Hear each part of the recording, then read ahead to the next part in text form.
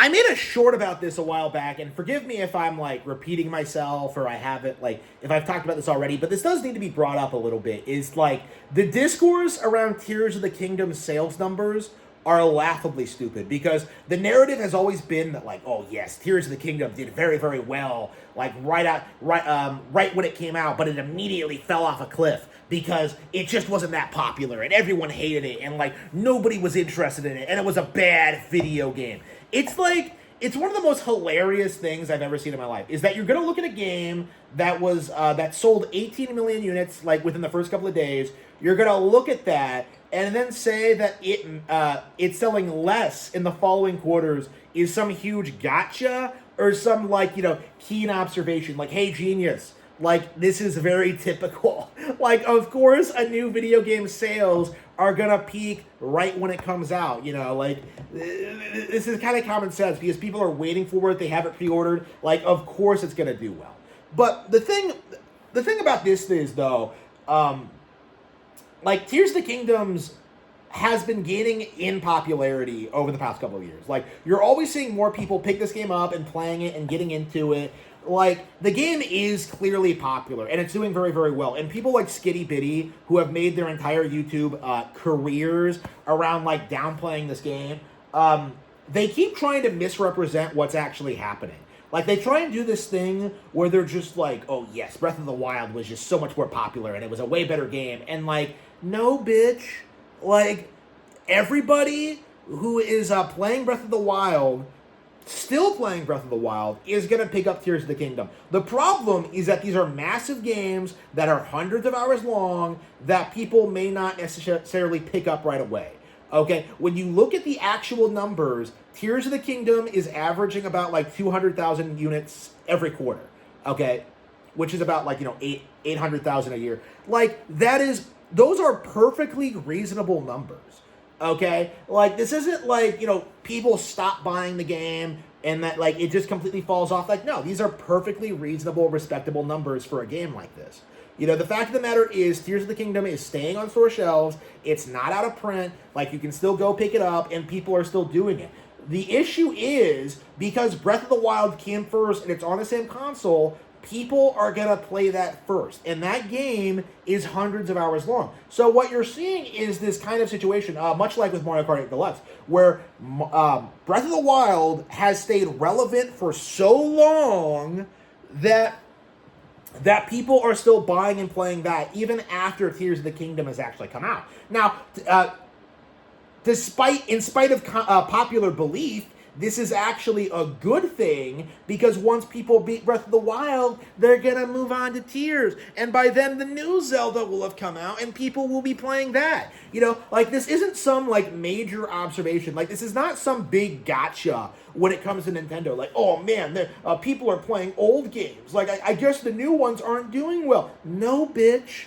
Nintendo's making money either way. Like, you are delusional if you think everyone in the community is playing all of these games like day one.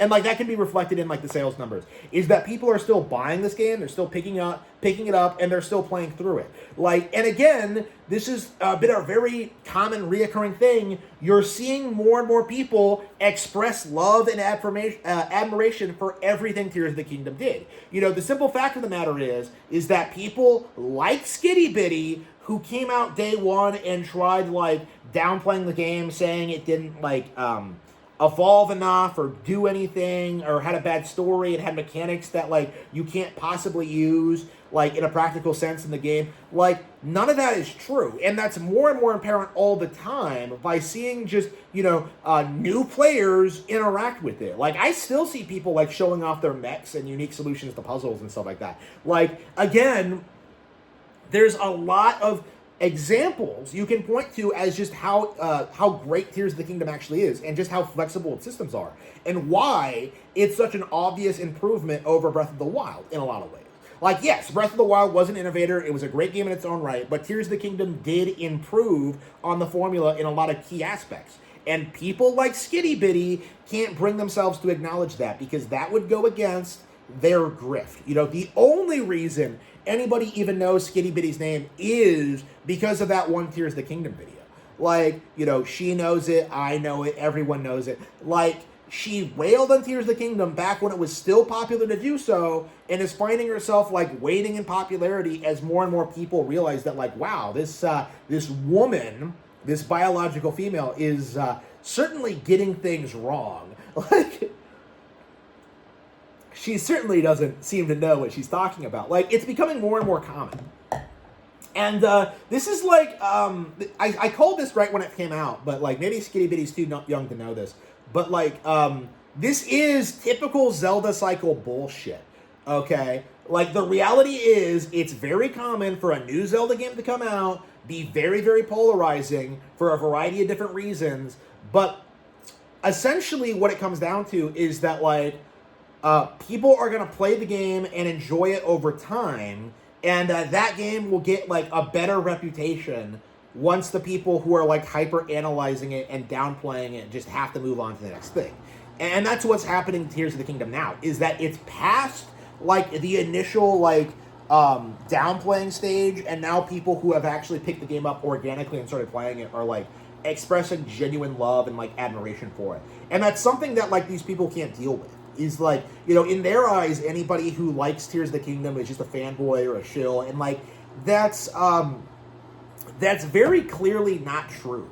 Like, again, a lot of these people are casual players, a lot of them don't play Zelda games, a lot of them never even play Breath of the Wild, but like, what we're seeing is just this very, very, very slow realization that Tears of the Kingdom is just this, like, phenomenal thing.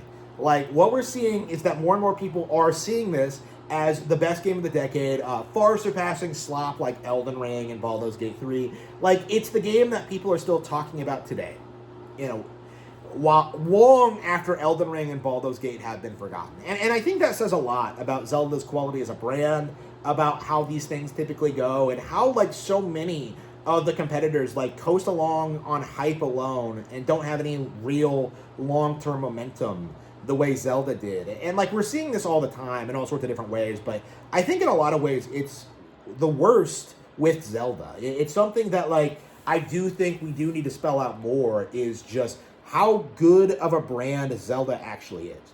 Like, Tears of the Kingdom is something that should have been celebrated as, like, one of the best games ever made, and, like, this phenomenal achievement for the Zelda team, but it wasn't. Like, instead, it was buried underneath a mountain of cope, a mountain of delusions, a mountain of just blatant lies that are slowly getting unraveled as the years go by. And, the same thing could be said for Breath of the Wild when it came out, for Skyward Sword, for A Link Between Worlds, for, Twilight Princess, Wind Waker, Majora's Mask, Ocarina of Time. Like, this has been a thing for decades now, and I can only hope that someday the Zelda cycle is broken for good.